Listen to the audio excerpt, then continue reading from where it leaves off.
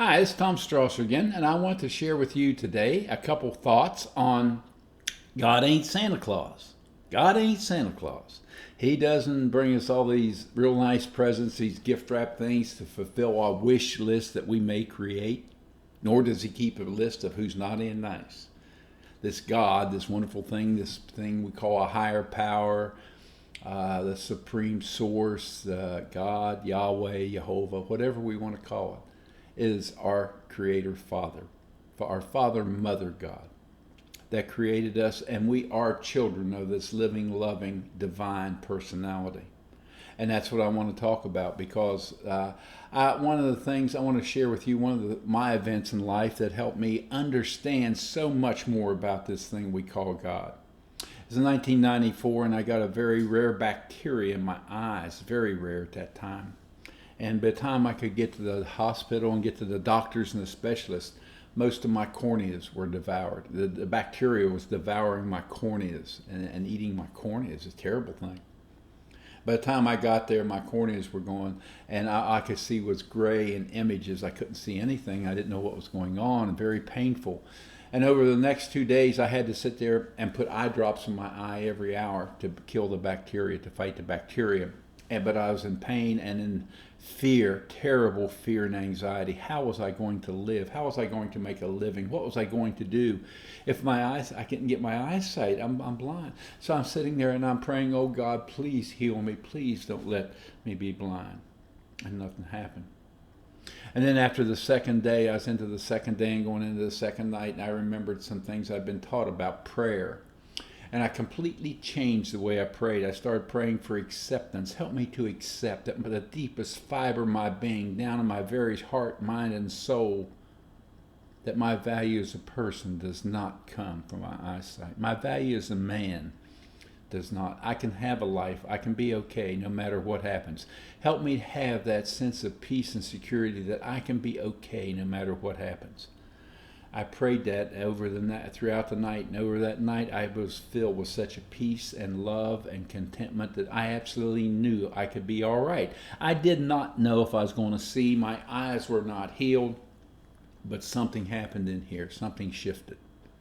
And I kept that prayer, and I kept praying that. And over the next 3 months, my eyes healed. My corneas regenerated completely on our own. The medical staff, the doctors, the specialists said it was a miracle. They could not regenerate corneas. They could not do that. And they said a lot of it had to be my attitude. Because after the first few days, according to them, I come in and I was so peaceful. And I was so, I was very peaceful and actually cheerful sometimes. And they knew what I was going through. And they said that my attitude did it. But see, I could not change my attitude. I was in fear. But this taught me so much about this wonderful God, this Creator, that I have a divine source of spiritual power living within me. I have to learn to tap into that source. And when I tap into that source, all sorts of wonderful things happen. I learned a lot about prayer. Because I learned as long as I'm praying from fear and telling God what to do, trying to get him or her or it to align its will with my will, I don't get very good results. But then when I start to shift and start to say, okay, change me, help me fit your will, then I start to get results. Then I can start to see things. I also learned that this thing we call God, the thing that I call God, I am a child of God. That means I have a spiritual DNA, an actual connection to this wonderful infinite source, which gives me a birthright to tremendous resources. I mean, hey, my father, my mother runs the universe. I mean, I have a tremendous power source back here to tap into. And I have to learn, and that's what this life's about, how to learn to tap into that source and let it change me to give me the best life possible here on this planet. Doesn't mean I'm not going to have adversity, doesn't mean I'm not going to have trouble. No, it means that I'm going to go through those things with peace, equanimity, poise, courage, the things that are really important. And I learned that I should never make a long-term decision based while I'm in short-term misery. Never make a long-term decision when I'm in short-term misery. Because I was in misery, I was in pain, and believe me, it got very, very dark. I was sitting there by myself of the night, and it got very, very dark at night. I mean, in my soul. And I mean, where I thought, why should I even live? How can I live like this with the pain and, the uncertainty and the fear and everything? How can I live? And I thought of suicide. And then as I come out of that and regained and my life has changed, I realized that I should never make that long-term decision while I'm in short-term misery. I also realized that what I experienced there is the way that this wonderful thing we call God often works. It's not a burning bush. It's not a big anything. It's just a simple shift in the way I see things. It gives me the opportunity to change, the opportunity to do something different, and then I've got to take the action and implement that opportunity, take advantage of that. But there's something that happens inside of me, and that's what prayer does. See this? How do I came to see this, and I've used this before. This wonderful light bulb. I mean, this is such a thing because this light bulb, it's a light bulb. That's all it is. But the transformation that's possible lets this light bulb change the entire room. If this room was dark, this light bulb can change everything about itself and the light as soon as it changes from that light bulb into a light. See that change? That's the power of transformation that we have inside of us. That's when this bulb accesses an unseen power. It makes no difference. I cannot see electricity. I do not have to believe in electricity. I just have to let this, if I want this light, I plug it in and turn it on. But see, that's the thing about this light bulb. That's the thing about this spiritual power within us. We all have it, but how do we access it? Well, the flow of this power, the way that it flows, has three things that really affect it, and that's what I want to share with you today. One's the capacity to receive. How much receptivity? See, if I have this bulb, I get a certain light. If I have a bigger bulb, I get a different light. The capacity to receive. And the other one is this wire. The wire's got to be big enough to give it the power. Let the power flow. The conduit. How we do that. And then the major thing, one of the biggest things, I have to make a choice, a decision to access that power and change this light. I have to make a decision and take an action. So that's what I have to have. So three things: the capacity, the conduit, and the decision and action. And that's what I have to do. So the spiritual power within each one of us, our capacity is greatly influenced by prayer. Prayer keeps enlarging our capacity of our soul and our very being to receive these free and wonderful gifts from our infinite source. It keeps, that prayer gives us capacity. Meditation opens a conduit, gives us the path to let it flow, gives us that path. And our willingness, our own willingness, the only thing that can block this from flowing inside of us is our self-centeredness, our self-will, self-righteousness, this thing that I am in charge, I control things, I own this is mine, it's my right, my responsibility. No. When we get ourselves out of the way, we are the switch. We are the valve that opens the flow of the power. Our self-will has to be gotten out of the way.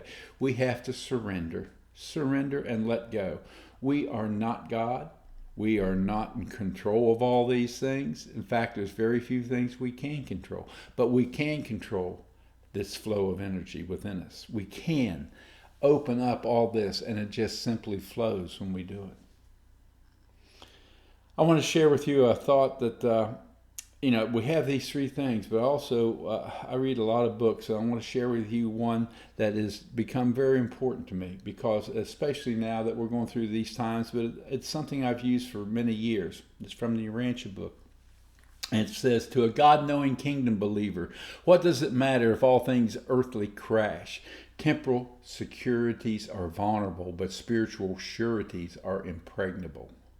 When the flood tides of human adversity, selfishness, cruelty, malice, hate, fear, consequences of our own poor decisions beat about the mortal soul, you can rest in the assurance that there's one inner bastion the citadel of the Spirit that's absolutely unassailable. At least this is true for any mortal who is dedicated to keeping of their soul to the indwelling Spirit of the eternal God.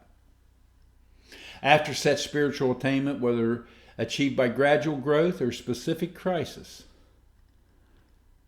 there occurs a new orientation of the personality, the development of a new standard of values. We change.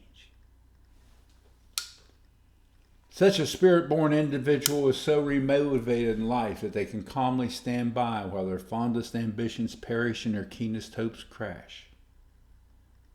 For they positively know that such catastrophes are but the redirecting cataclysms that wreck one's temporal creations, preliminary to building of a more noble and enduring level of spiritual attainment. Every adversity we have, everything we go through can be used as a stepping stone to build something better, to build a new life, to open this wonderful channel. So I say that's the thing that blindness and going through that loss of my cornea has taught me.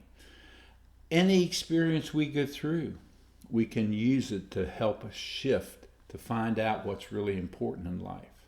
We can use it to redefine our values, our priorities, what is really important to us. We can use it as something positive, or we can let it destroy us. It's all within our power of choice. But we not only have to make the choice, then we have to take the action. A choice is great, but it's only a starting point, and it is not worth anything unless we act.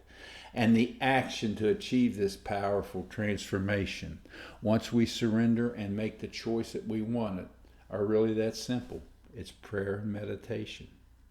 And we'll talk more about prayer and some other things. And we've talked a lot. I have some nice, quiet, peaceful meditations out there on YouTube. And we'll talk more about prayer, what prayer really works. Because see, as I said in that, when I was going through that with my eyes, as long as I'm giving God directions on what I want, making my wish list for Santa Claus, ain't going to happen. But when I become receptive and willing to realign my will with the universe law, God's will, whatever it is, and ask for help in doing that, I get results. That's all we have to do. Prayer and meditation, and become willing. Surrender. Namaste.